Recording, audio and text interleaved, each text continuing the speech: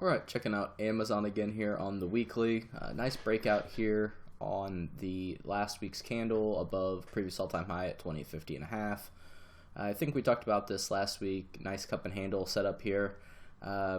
Once price sets the range and it double tops, it comes back and it pulls back into the 61.8 here around 17.66. It breaks below, sets up this ascending triangle, breaks back above, has about a month and a half of consolidation at the 76.4.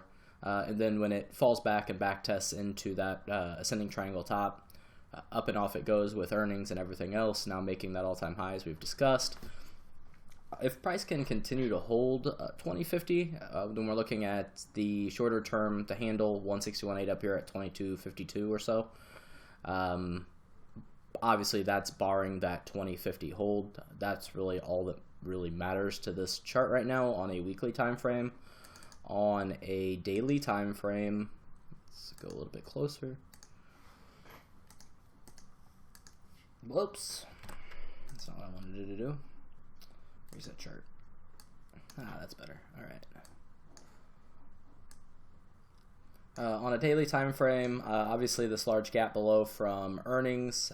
No way am I going to want to play through that. Don't want to play through the 2050. If you want to get into the hourly chart, which is kind of where I'm basing my stop off this trade I'm in. If we draw a retracement, let's call it blue.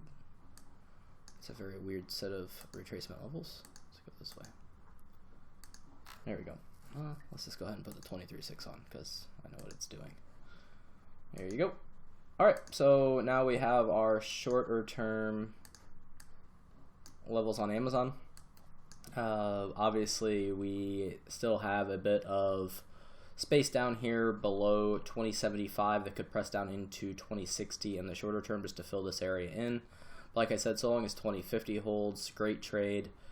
We see that once this range was established, that so far the 23.6 is holding. But before it was established, this area was very supportive of price.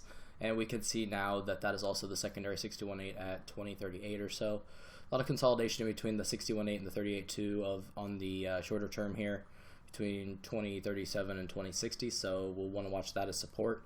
If price can hold 2075, then you're looking at a move in the short term to test. Oh, this is not set right. There we go. If we put on a shorter term retracement level for shorter term time frames to trade, then you see that we've got, let's just go ahead and put it on a 15. How do I get that off of there?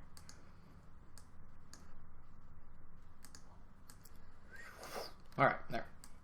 If we put it on a shorter term time frame, the 15-minute, then you see we double bottomed here on Friday, and price has pushed up into the 38.2 at 2080 of that range.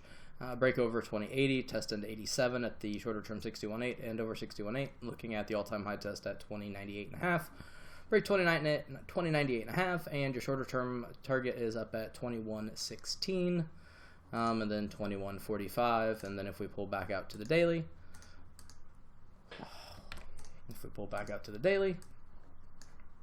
then we can see that our final target on this move still is all the way up here at 22.52. Probably need it on a weekly. Haha, I got it that time. There we go. So you saw the shorter terms. Obviously, they're a cluster here, but longer term up here at 22.52. And then again, our shorter term retracements like this. But yeah, bullish above 2050, long-term bullish above 2050, short-term bullish above 2075, ultra bullish above 2087 to test an all-time high, and then up and out.